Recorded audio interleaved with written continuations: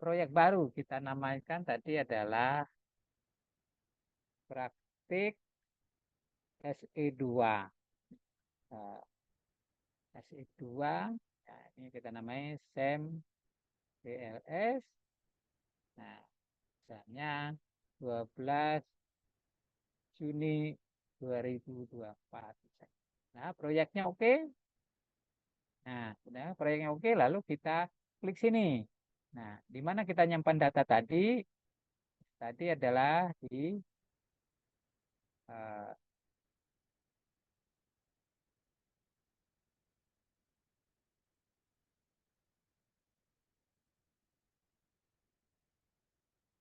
nah ini ya. Oke. Nah, lalu ke sini kita cek. Nah, sudah ya. Nah, di sini coba lihat di sini perhatikan bahwa data itu 100 sampelnya ya. Indikatornya 30, nilai yang hilang tidak ada, titik koma tidak ada, karakter nilai kutipan tidak ada. Nah, berarti bagus saja. Kalau begitu, maka kita tinggal menggambar format dari eh, ini. Nah, ini tergantung daripada modelnya. Ya, modelnya. Ya, kemarin kita coba misalnya bahwa kesiapan belajar siswa itu bergantung pada apa dipengaruhi atau ditentukan oleh dukungan orang tua dan fasilitas belajar misalnya lah. Nah, itu konsep pertama ya. Berarti model submodelnya itu dulu. Nah, berarti ya, ya bahwa learning readiness ini, nah ya, learning readiness ya,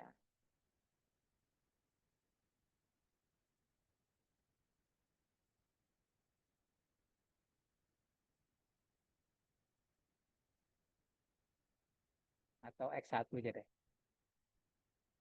Apa ini bukan learning readiness saja ya. Ini ya, kemudian tadi dipengaruhi oleh dukungan orang tua ya. Kalau orang tua mendukung ya biasanya akan lebih siap kan logikanya gitu ya. Nah, ini ada 8 Pak. Nah, ini nanti bisa aja nih parent support ya, parent support. Ya, ada 8 item pengukurannya dengan mengabaikan dimensi tentulah. Memang teorinya ada dimensinya tapi langsung ke manifest ya. Nah, kemudian fasilitas pembelajaran ada 7. Nah, ini learning facility, aduh, ya, saya ulangi.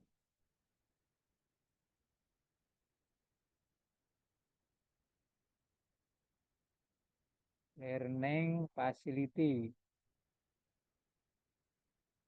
Nah, ya. Kemudian apa? Learning motivation, ya, motivasi belajar. 7 juga, nah, 7. Nah, nah, learning motivation. Nah, ya, kemudian terakhir itu adalah kepuasan belajar. 4 indikator. Nah, ya ini kepuasan belajar ya. Learning satisfaction. Nah, baik, kalau sini kan kita tinggal ngatur ya. Berarti bahwa teorinya mengatakan bahwa dukungan orang tua dan fasilitas belajar, ya, dukungan orang tua dan fasilitas belajar itu akan berpengaruh terhadap kesiapan siswa di dalam belajar, ya, eh, dan kepuasan siswa, apa kesiapan siswa itu selain dipengaruhi oleh ini, itu akan mempengaruhi uh, motivasi belajarnya. Berarti ini kita taruh sini aja supaya bagus saja naruhnya ya. Nah, ujungnya itu adalah kepuasan. Teori yang digunakan bahwa motivasi berpengaruh terhadap kepuasan. Untuk motivasi ini, nah ini kita kanankan ya, kita kanan. Nah ya nanti gitu. Ya. Mau melihat besar kecilnya tinggal gini ya. Nah, ya ini melihat rapi tidaknya. Nah, kalau ini kan bisa kita rapikan. Nah, lalu di sini learning readiness ya ini kita taruh di atas. Nah, kemudian yang ini kan di setelah itu. Jadi ini agak sini sedikit, ini agak ke sini. Nah, lalu ini kita taruh bawah ya. Setelah itu tadi ini submodelnya kan ini ya. Berarti lalu kita hubungkan atau connect ya kalau bahasa Inggrisnya. Ini sini sesuai teorinya ya. Ini ke sini ya. Nah, kemudian apa ini berpengaruh terhadap sini ya, ini berpengaruh terhadap sini ya, learning readiness akan memotivasi belajar ya nanti ya bahwa apa ini ya, akan mempengaruhi ini akan mempengaruhi ini. Nah, kemudian ini akan berpengaruh terhadap ini ya, ini berpengaruh terhadap ini ya, misalnya teorinya begitu ya. Nah, ini namanya apa? Format ya. Nah, maka kita membuka untuk menyimpan dari laporan.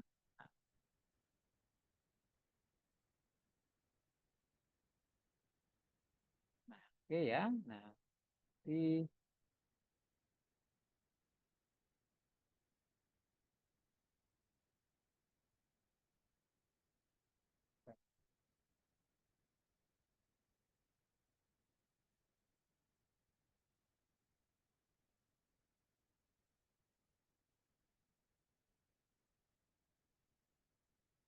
ini misalnya kita mau naruh di sini saja.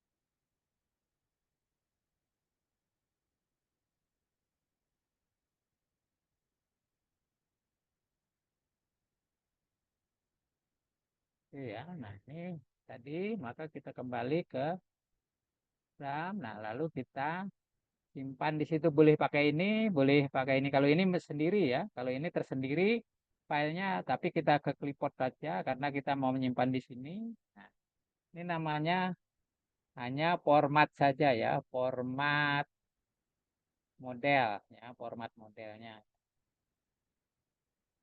Ya, nah, ini nama modelnya apa? Nah, jadi kita namai aja. Ya,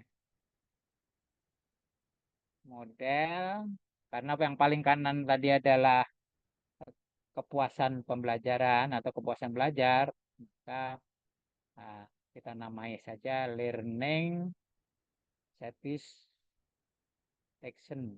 Nah, misalnya ya, ini namanya ya. Kalau gambar biasanya di bawah kan. Nah, oke.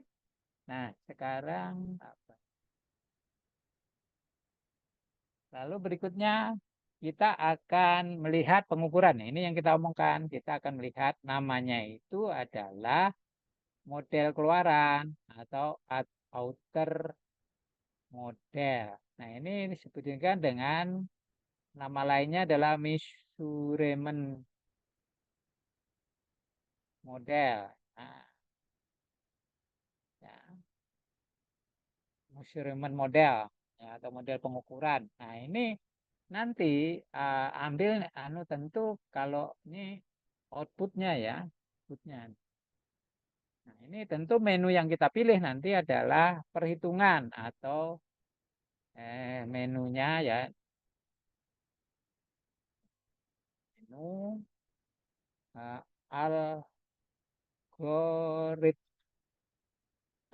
ya, algoritma. Nah, ya nanti kita taruh sini. Nah, kita balik ke eh, CMPLS. Nah, ini nah maka kita akan merunning ini dengan menghitung atau calculate. Ya, ini kebetulan boleh di sini, boleh di sini ya, sama aja ya. Di sini juga bisa. Ya, mau di sini juga bisa ya. Ya terserah aja ya, mau di sini juga nggak apa ya. Algoritma ya, algoritma PLS ya. Tuh. Nah, nah, ini biarkan saja, mau ditambah juga bisa. Nah, ini pilih yang jalur saja karena kita akan menggunakan jalur. Lalu kita start calculation atau mulai hitung. Nah, sekarang kita melihat apakah valid atau tidak. Nah, ini di outer loading.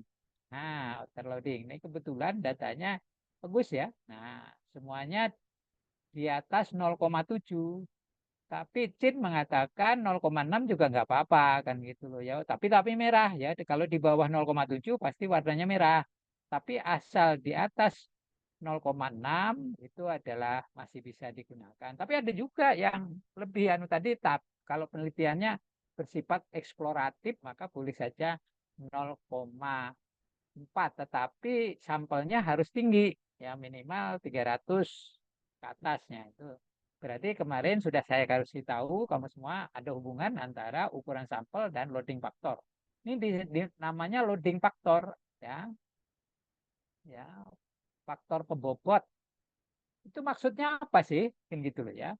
Jadi bahwa uh, apa di sini learning facility ini itu untuk item LF2 itu mampu dia mencerminkan uh, dalam membentuk atau mengkonstruk dari variabel LF itu sebesar 93,9% kan gitu ya. Ini persentase biasanya.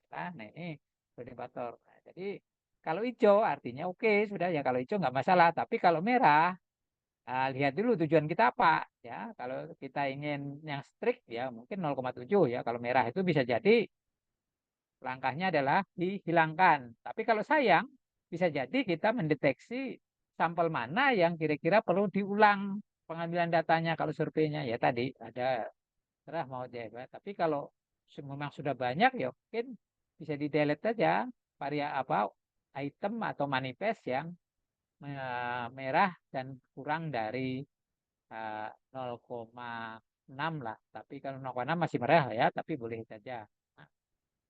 Nah, ini apa? Ini namanya validitas konstruknya ya, secara konstruk ya. Kalau di tapi tidak sama dengan air version tidak sama ya. Di valid ini konstruknya. Pakai outer loading namanya. Outer loading. Tapi kalau mau melihat tadi juga bisa di sini. Nah, ini ya sama kita bisa lihat ini. Oh, kecil ya, kita besarin. Nah, kita besarin. Nah, kalau mau melihat ya. Ya, bisa juga baca di sini kan gitu ya. Ya, bisa juga dibaca di situ. Oke, tapi biasanya kita nanti kan menampilkan juga dalam bentuk tabel. Lalu tentu di sini, nah ya nanti yang algoritma, ya berarti yang algoritma ini, nah ini kita simpen, nah ya kita ekspor nantinya. Nah ini tadi apa? Ini adalah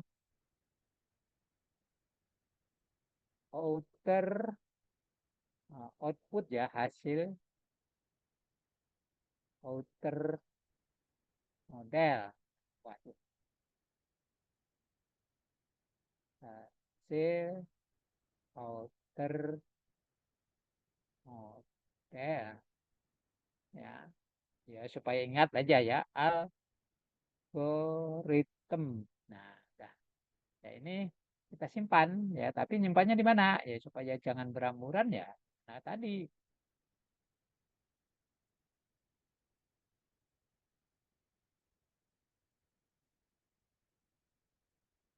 Nah, ini ya. Nah, udah, ini outer modal. Udah.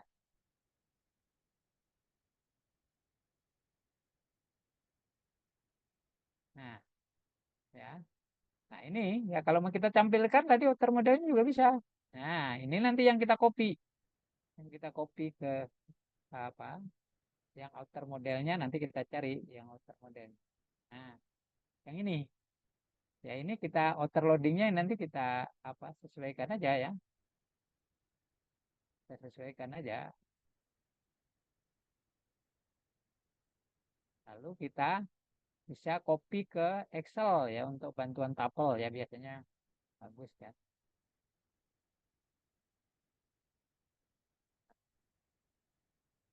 Saya lanjutkan tadi ini cara membacanya coba kan di samping hijau tapi juga mengelompok pada variabel-variabelnya. Jadi harus mengelompok pada kolom-kolomnya ya. Tidak boleh menyebar ya. Kalau menyebar padahal katakanlah misalnya PS ini berada di misalnya berada di LS ya. Nah, maka ya harus di delete ini. Berarti dia mengukur LS ya, sedangkan LS sedang apa kuesioner itu tidak.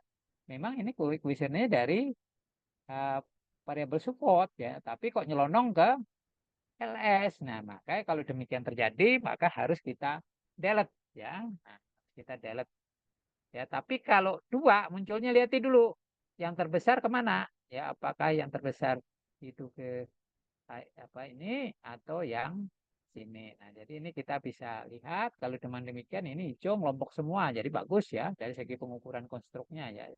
Jadi memang apa item-itemnya itu mengukur atau mengkonstruk dari masing-masing variabelnya. Masing-masing variabelnya. Ini kita baca seperti itu.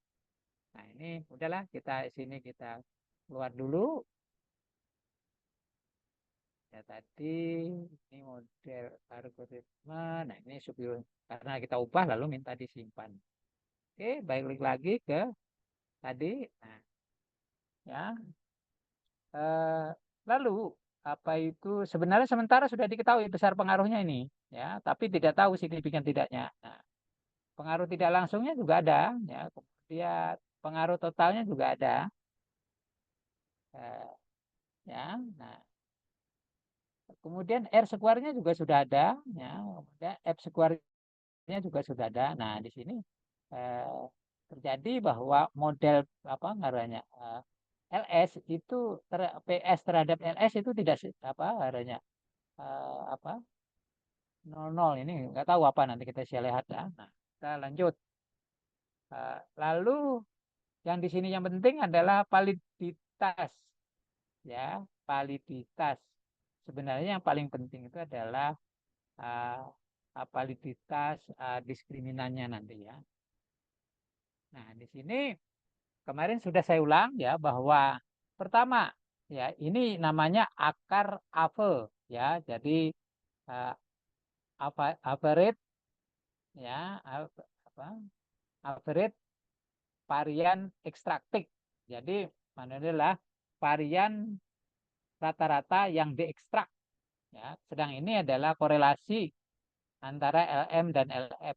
Jadi apa akar AV-nya, ya ini akar AV namanya ya, yang di diagonalnya akar AV, itu harus lebih besar dari korelasi dengan variabel lainnya. Di sini kan 0,919 ya. Ini semuanya di bawah ya. Kemudian di sini 0,913 ini di bawah ya. Yang ini juga di bawah ini ya. Kemudian yang uh, ini di bawah ini di bawah dari ini ya. Ini lainnya kecil dari itu ya. Kemudian yang ini lebih kecil dari ini. Kemudian lainnya ini adalah lebih kecil dari ini. Begitu juga ini ya dia dia lebih besar daripada korelasi seluruhnya. Berarti di sini kita bisa lihat memang secara keterbedaan, valid secara keterbedaan. Ya, maksudnya setiap item atau setiap jawaban dari pertanyaan atau pernyataan, ya kalau kuesioner pertanyaan, kalau pernyataan biasanya angket namanya ya. Nah, lalu di sini bagus di sini membedakan kan. Ya, silakan ada yang tanya. Silakan tadi bunyi ada yang tanya. Silakan. Jadi langsung aja tanya kalau nanti nggak paham ya. Ini penting sekali. Ini yang ini ya. Biasanya yang lainnya nanti itu ngikut aja biasanya. Nah, kemudian eh, kita lihat validitas, reliabilitas. Tapi ini cenderung ke reliabilitasnya. Nah, ya validitasnya ya tadi ini, ya tadi ini validitasnya, ya validitas diskriminannya di sini. Ya, kemudian yang lainnya itu ada reliabilitas, tetapi cukup dibaca mungkin adalah yang alpha Cronbach, ya, yang rule bisa juga, tapi ya, kemudian yang ini, ya komposit, ya artinya betul-betul mengkomposisikan ya, dari masing-masing apa keseluruhan variabel itu. Jadi dia ada mengkompositkan masing-masing. Nah, kalau ini tadi akar AP tadi, akar apa varian ekstraktif, varian yang diekstrak. Ya, ini tadi ya. Tadi terlihat. Oke, kemudian selanjutnya adalah apa? Lihat collinearity ya. Nah, ini collinearity ini sebenarnya merah ya, tetapi yang penting di sini itu bagus, nggak apa-apa ya. Memang ada kelemahan di sini, masih ada yang di atas 5 ya. Harusnya di bawah 5 ke semua ya, tapi yang di bawah, yang di apa atas 5 itu selalu merah ya. Ya, itu terjadi apa? Artinya terjadi uh, apa korelasi yang kuat antar variabel, antara antara pengukur yang lain kan, korelasi yang kuat ya. Nah, tapi ini tidak terlalu apa bisa diabaikan, relatif bisa diabaikan karena kita bukan statistika murni, bukan ya. Nah, mungkin bisa diperbaiki kalau di labnya sampai di bawah 5. Kalau di bawah 5 tentu tidak merah kan gitu. Nah, di bawah 5 kan tidak merah ya. Oke, berarti ini tadi yang penting benar yang ini ya. Ya, ya tentu di sini cara ngambilnya kan Bapak Ibu tahu ya, tinggal ya paling mudah Pak. kan. Ya, Ya, silakan. betul. Ada yang tanyakan? Silakan. Ada yang tanyakan silakan. Halo. Ya, tidak ada ya. Oke, kalau begitu kita lanjut ya. Nah, Bu. berarti kita sudah apa? Uji validitas dan reliabilitasnya. Nah, berikutnya kita akan melakukan uji hipotesisnya ya. Uji hipotesisnya itu berarti tidak lain adalah kita mencari seberapa besar T-nya, seberapa besar probabilitas signifikannya ya apa atau P value-nya ya, nilai signifikannya itu berapa. Bukan ya, ini Pak. Ini Pak. Nah, ini kita akan melakukan uji Sudah hipotesis jawab. namanya Einer model. Ya, namanya Einer model. Nah, kita siapkan di sini nanti tadi outer modelnya belum kita copy, lupa nanti hilang nanti. Nah, ini kita ambil ya. Nah, ini gambar outer modelnya.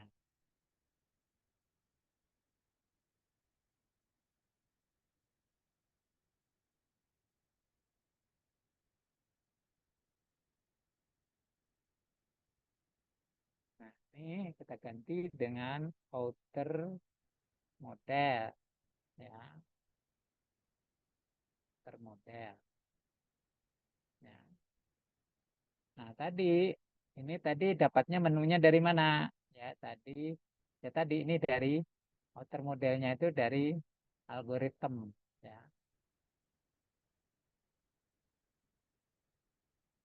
Algoritma. Coba kenapa jadi merah? Nah,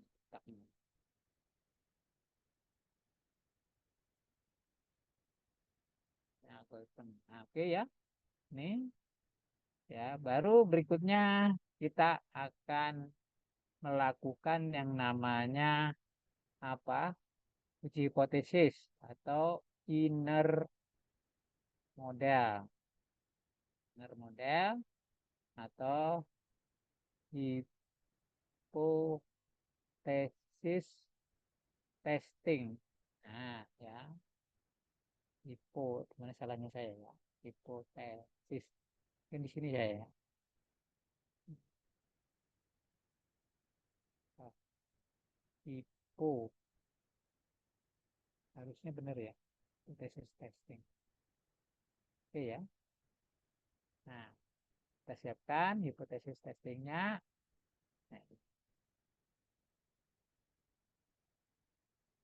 Nah, ini ambil menunya bootstrapping. Ya. Ambil menu bootstrapping. Bootstrapping. Ya. Bootstrapping. Bootstrapping. Ya. Oke.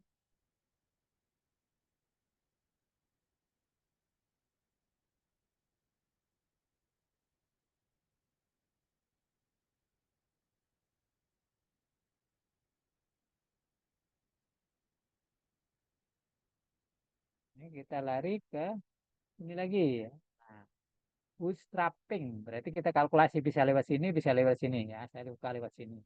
Kita pilih bootstrapping. Oh, saya salah nulisnya tadi ya. Oke, nah lalu ya ini bisa diubah, tapi makin besar makin lama. Bootstrapping itu resampling namanya ya. Nah, ya.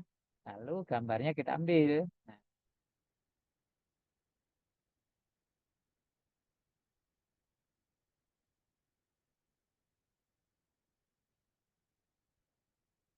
nah, ini adalah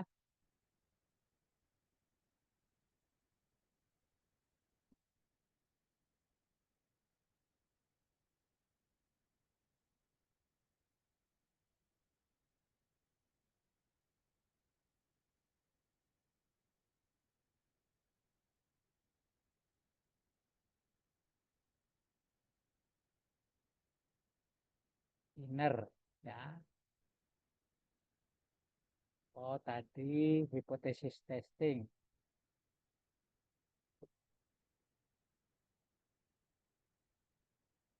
Ya, sebenarnya nanti yang di anak panah itu nanti adalah T ya, T hitung ya, T hitung. T, T hitung. Yang ini T hitung ya. Nah, eh, ini kayaknya semuanya di atas 0,96 kecuali ini. Berarti yang apa yang tidak apa yang tidak valid, yang tidak signifikan pengaruhnya adalah LF ke LM. LF ke LM. Nah, ya artinya apa ini ya bahwa eh, motivasi belajar itu tidak dipengaruhi oleh fasilitas belajar. Ini kebetulan ya, ini datanya begitu ya. Nah, apakah benar? Nah, nanti kita bisa melihat itu di bootstrapnya, ya di bootstrapnya ini. Nah, ini coba perhatikan, ini adalah analisis jalurnya ya, jalur ya. Berarti ini ya pengaruh kesiapan belajar terhadap motivasi belajar ini yang tidak signifikan pengaruhnya ya. Karena dia p-value-nya itu di atas 0,05, dia 0,092 ya.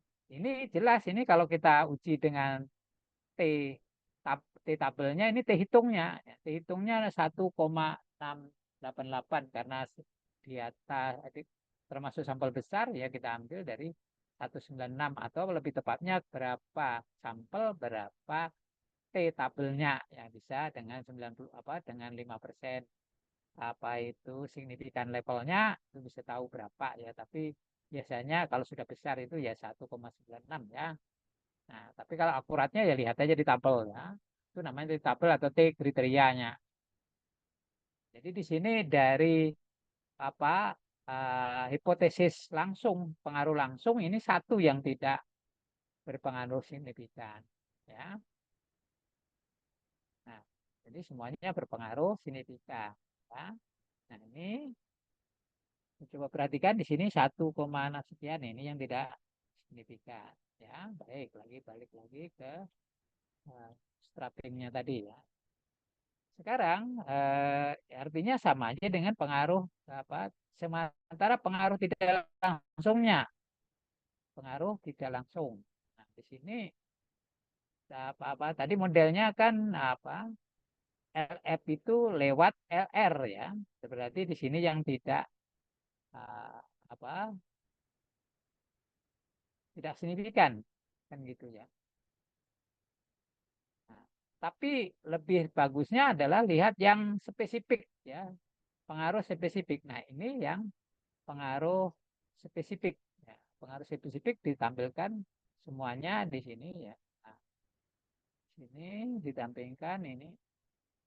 Ini adalah yang pengaruh spesifik ini kaitannya dengan apa itu uji ada mediasi-mediasinya. Ya. Contohnya saja bahwa learning readiness atau kesiapan belajar itu ya tidak mampu memediasi dari fasilitas belajar terhadap motivasi. Ya artinya apa fasilitas belajar ya tidak mampu uh, apa melewati atau terlebih dahulu uh, menentukan learning readiness atau kesiapan belajarnya itu ya. Nah, jadi nanti lah ya. Tapi nanti kalau pembahasannya atau discussionnya, lihat di teorinya seperti apa. Nah, kemudian kalau tidak seperti itu, rasionalitas atau mungkin kemasuk akalnya gimana cara menjelaskan? Ya baik, itu maka nah, ini berikutnya yang paling panjang ini kan dua ya. Ini kan mediasinya dua ya. Mediasi pertama adalah learning readiness, mediasi kedua adalah learning motivation. Nah, jadi dengan demikian kita bisa melihat bahwa fasilitas itu tidak dimediasi oleh kesiapan belajar dan motivasi belajar di dalam menentukan dari kepuasan siswa di dalam belajar. Tapi di sini yang signifikan ini bahwa dukungan orang tua ya terhadap motivasi belajar itu memang dimediasi secara signifikan oleh kesiapan belajar siswa. Artinya bahwa orang tua itu perlu dukung dengan berusaha untuk apa anaknya itu siap belajar sehingga dengan siap belajar itu dia akan tumbuh motivasinya. Nah, gitu ya, ya di sini bisa dijelaskan seperti itu. Sementara fasilitas terhadap melalui motivasi juga tidak.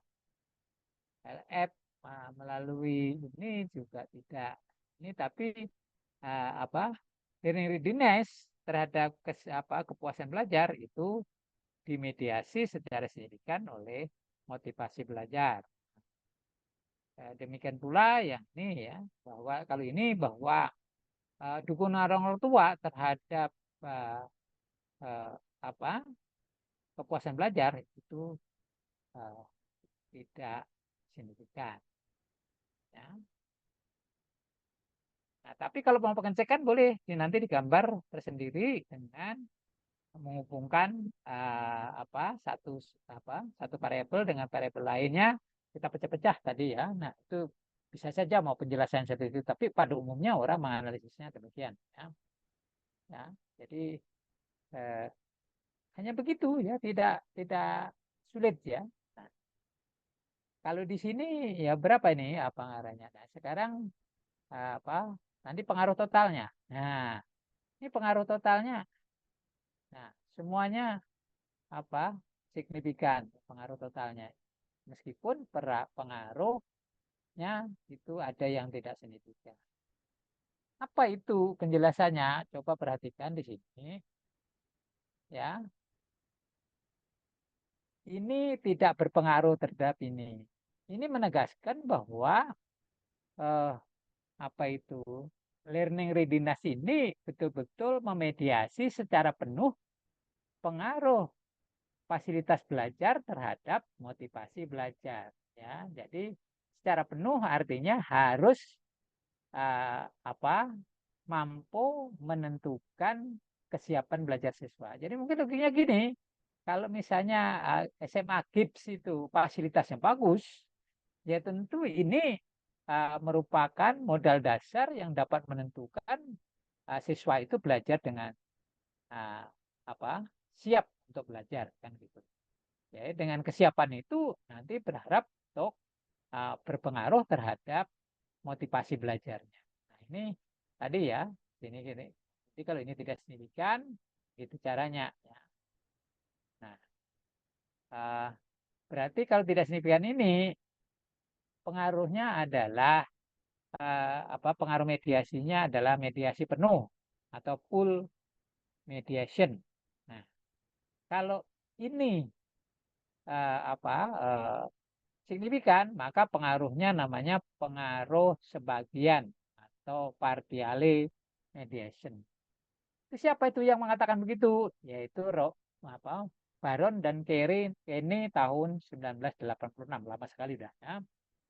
Nah, kemudian di sini coba perhatikan di sini misalnya apa FS terhadap uh, motivasi belajar dia signifikan ya sebesar 3,6 sekian.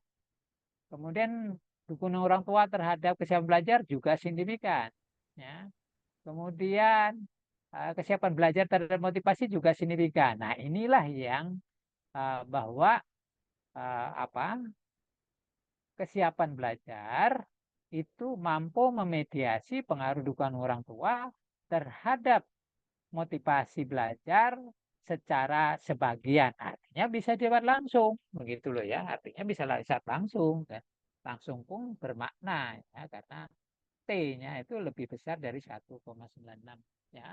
Karena ini 100 ya kita ambil aja lah kasarnya 1,9. Tapi kalau mau tepat ambil tabelnya berapa? Pada 5% pada D-tabel untuk apa? Sampel sebanyak 100 kan gitu ya. Nah, itu ya jadi mudah sekali kita menemukan. Tetapi sekali lagi saya ingatkan bahwa panah-panah ini bukan sembarangan. Tadi panah ini didukung pertama oleh teori ya, teori atau hasil penelitian dulu, hasil penelitian terdahulu. Nah, triknya dari orang yang meneliti ini khususnya mungkin Pak Marta ya ini untuk level yang lebih tinggi adalah S2. Kalau S1 nggak perlu ini ya. Tapi sebagai tambahan bahwa uh, bisa jadi kita mencoba nanti mencoba menghubungkan saja, tetapi hipotesisnya dibalik, ya. Karena kita tidak dapat rujukannya, baik itu teori maupun penelitian terdahulu, maka penelitiannya dibalik. H0-nya adalah berpengaruh, ya.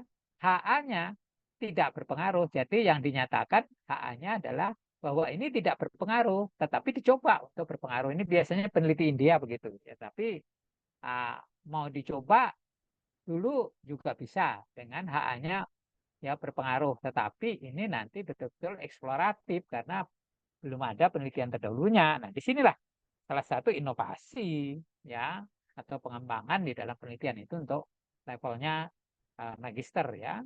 Ya.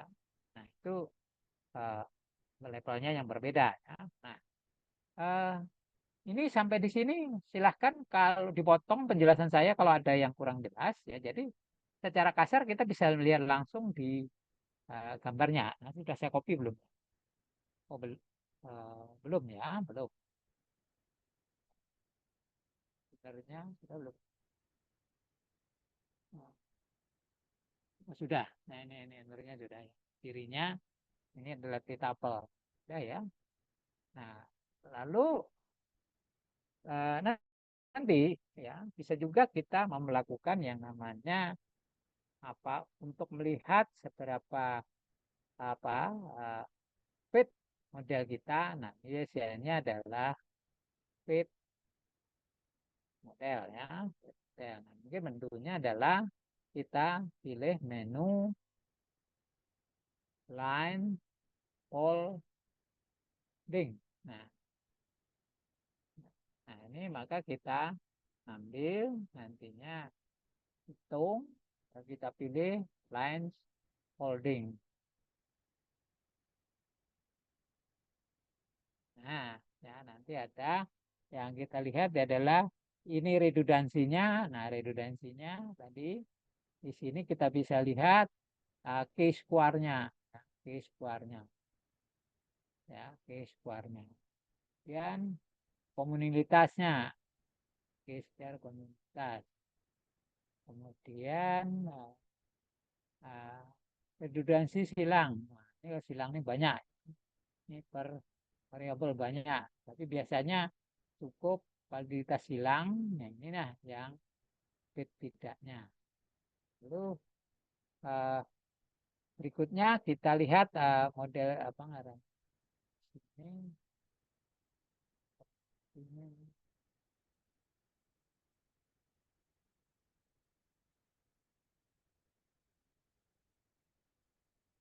Selanjutnya kita ini paling redundansi paling struknya terjamin ya artinya fit ya.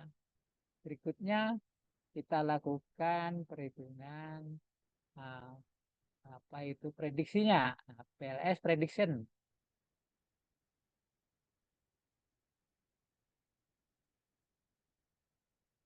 Nah, ini berarti prediksinya ya kita lihat. Nah, ini cara membacanya ya, cara membacanya gini. Nah, ini yang dua ini kan LM ya. Yang dua itu adalah LM, yang ini adalah PLS kita ya. Di sini yang yang ini PLS, yang ini ya.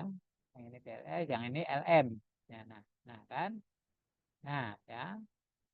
Nah, ini adalah PLS kita, ini LM kita. Kita akan membanding antara uh, PLS dan LM untuk semua indikator ya. Jadi di sini adalah betul-betul memprediksi setiap item terhadap item yang lain. Nah, di sini mungkin yang Pak Marta yang saya maksudkan bahwa nanti bisa jadi dalam hal ini apakah begitu bagus atau tidak. Nah, coba kita lihat di sini. RMCA dari sini ya ini apa? Ini semuanya di atas 0,5 ya cukup bagus ya RMCA-nya. Ya, sementara yang di LM ini ya. Nah, kemudian apa eh, mainnya dan makainya kita dengan LM ini kita banding ya, bandingkan ya. Di sini eh, kalah ya, kalah ya. Nah, jadi tapi di sini antara RMC dan mainnya dia menang. Ya, RMC-nya dan mainnya menang semua ya. Nah, berarti cukup bagus ini ya. Nah, menang semua, tapi ini kurang bagus ya di bawah 5% masih, tapi ya hampir ya. Oke, ini adalah prediksinya. Nah, prediksinya nanti bisa dilihat nanti kalau 0,02 itu rendah, 0,2 atau kurang itu rendah. 0,02 sampai dengan 0,0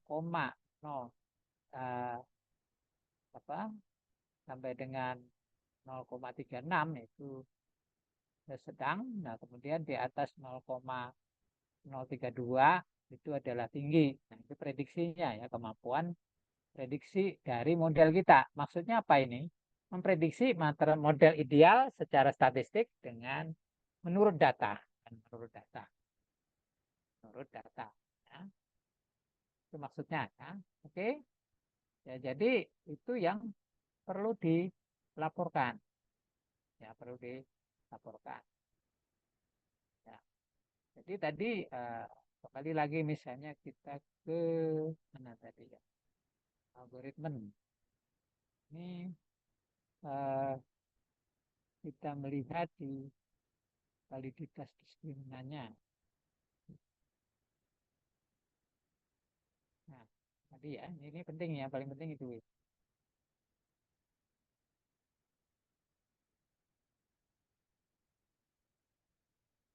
Nah, karena sudah diekspor, jadi ya, nggak anu ya. Kalau begitu, maka ini yang kita ekspor tadi ya, yang science foldingnya yang kita ekspor.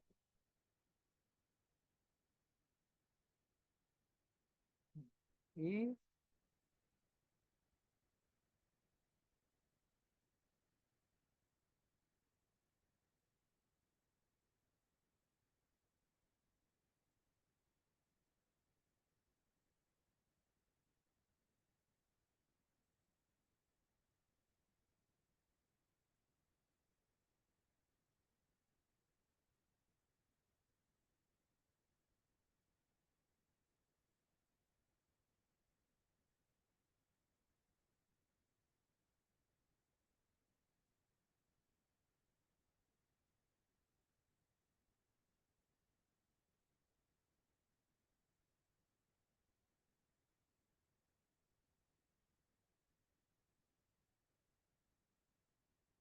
tadi bootstrappingnya belum juga ya.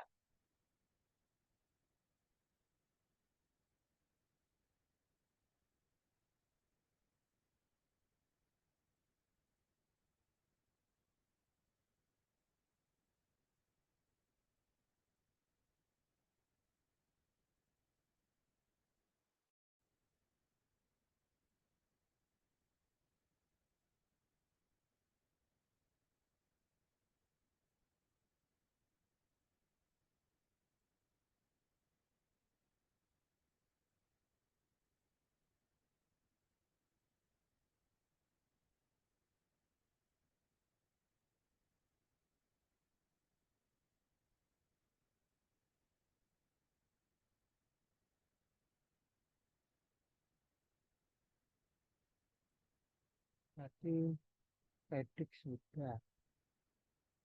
Tadi. Belum, kalau belum kita ekspor.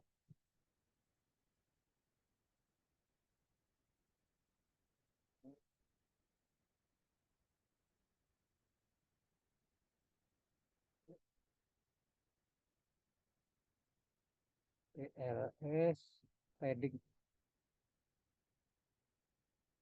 prediction.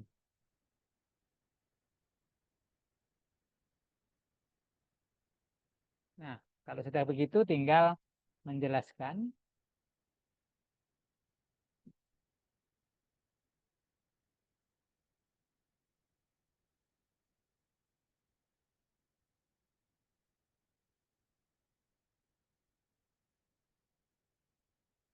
Oke, sampai di situ mudah-mudahan uh, ada yang tanya silahkan. Silahkan mungkin Pak Marta ada tanggapan.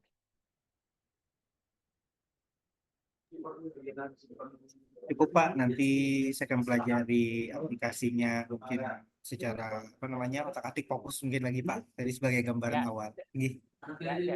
jadi pada intinya begini, Bang Bala. Keunggulannya